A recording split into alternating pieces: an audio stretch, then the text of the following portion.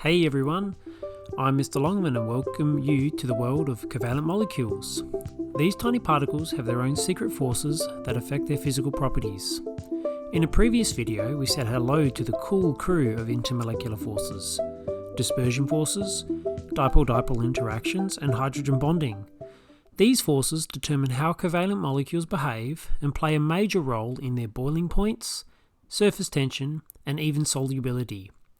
By the way, if you are eager to dive deeper into the world of science, be sure to check out Learn with Longman on Teachers Pay Teachers for some incredible educational resources. Link in the video description. Buckle up and get ready for a wild ride through the captivating world of molecular attractions. Boiling point tells us about the strength of intermolecular bonds. If a boiling point is high, it means a lot of heat energy is needed to break these bonds, and hence they are stronger.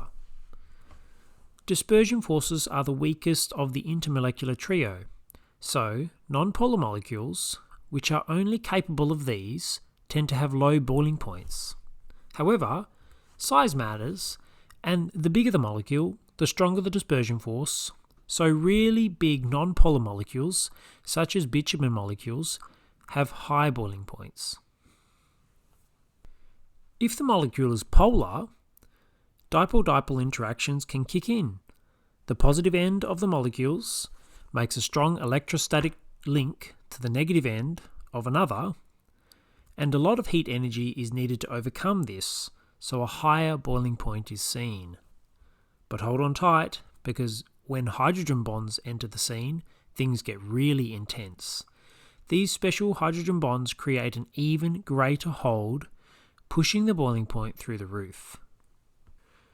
Surface tension is the cohesive force that causes molecules at the surface of a liquid to stick together, forming a kind of skin that resists penetration and creates unique behaviours on the liquid surface. Picture this. You are a mosquito and you're coming in for a crash landing on the surface of a lake. You spread out your arms and brace for the cold plunge, but voila! By magic, you have floated on the surface, seemingly defying gravity. This is all thanks to the mighty property of surface tension. To understand, imagine the water molecules at the liquid surface as tiny troops in an army. They observe the mosquito as it comes in, they stretch out their little arms and link together, teaming up to create a super strong force on the surface. In doing so, they make a bug-repellent trampoline of their own bodies and stop the invader. The surface tension of a liquid is determined by the strength of intermolecular attractions, which link those surface molecules together. In water, they are hydrogen bonds, and so it has a high surface tension. But in something like petrol, those are weak dispersion forces, and the surface tension is low. Get ready for the science behind vapour pressure, the ultimate game of escape molecules. Vapour pressure is the pressure created by molecules which have escaped the liquid phase in a sealed container. Here's the deal. Inside any liquid, the molecules are in constant motion, but some of them are real daredevils, yearning for freedom as vapours. But in order to be free, they must break through the attractive forces holding them to their neighbouring liquid molecules. These are like a bouncer at a club, trying to keep them in. And not all bouncers are created equal. If you are a nonpolar liquid, which forms dispersion forces only, the bouncers, dispersion forces, are small and easy to push past in your rush to the vapour phase. If you're in a polar liquid, the bouncers, dipole-dipole forces, are getting a bit bulkier, so you need a little bit more speed or energy to get through. If you are a hydrogen bonding liquid like water, your bouncers are the biggest and baddest there is, hydrogen bonds, and you will need ninja-like speed and energy to escape. When the temperature rises, more fearless molecules gain the energy needed to break free, joining the vapour party in the air and pushing the vapour pressure higher and higher. Solubility is the ability of a substance, known as a solute, to dissolve in a particular solvent, forming a homogeneous mixture called a solution.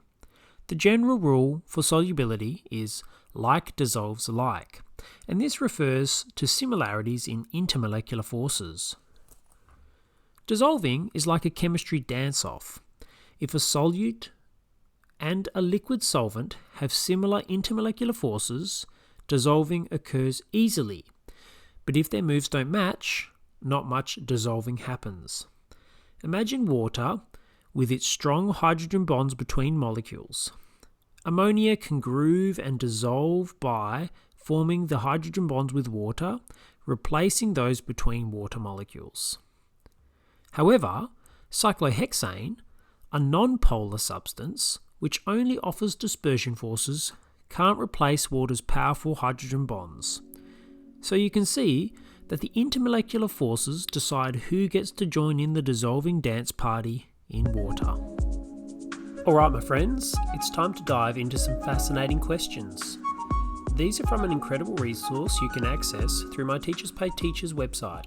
Whether you're a curious student or an organised teacher, this gem will take your chemistry to the next level. So click that link in the video description and let's jump in. In this question, you are asked to order propane, octane and methane according to their boiling points from highest to lowest. It has 5 marks, so you should take 5 minutes. Pause the video now and then return once you have completed your answer and check compared to the marking guide.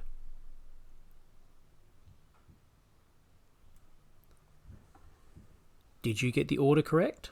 Octane have a higher boiling point than propane, which has a higher boiling point than methane. Did you get the following justification? That all substances are non-polar and contain only dispersion forces. That dispersion forces increase with increasing molecular mass, as this increases the number of molecular electrons. This gives rise to a larger temporary dipole and stronger dispersion forces. And the larger dispersion force provides a greater amount of heat which is needed to boil, leading to a higher boiling point. Let's move on to the next question. It wants you to draw Lewis diagrams for water and hexane and then explain why water has a lower vapor pressure than hexane at 25 degrees Celsius. Pause the video. You have 7 minutes for the 7 marks. Come back when you've completed your answer.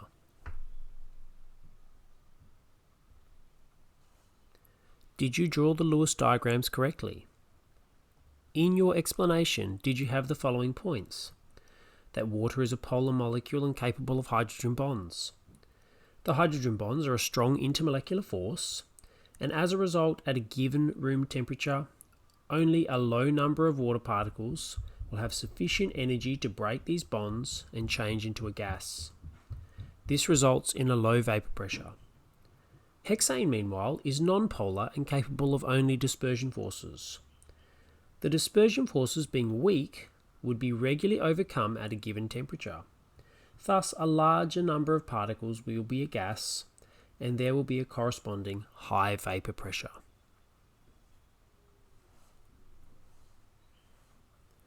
Thanks for watching. Don't forget to hit that subscribe button and stay tuned for more chemistry content. Also, follow Learn with Longman on TPT and keep up to date with a treasure trove of incredible resources that will catapult your science journey to new heights.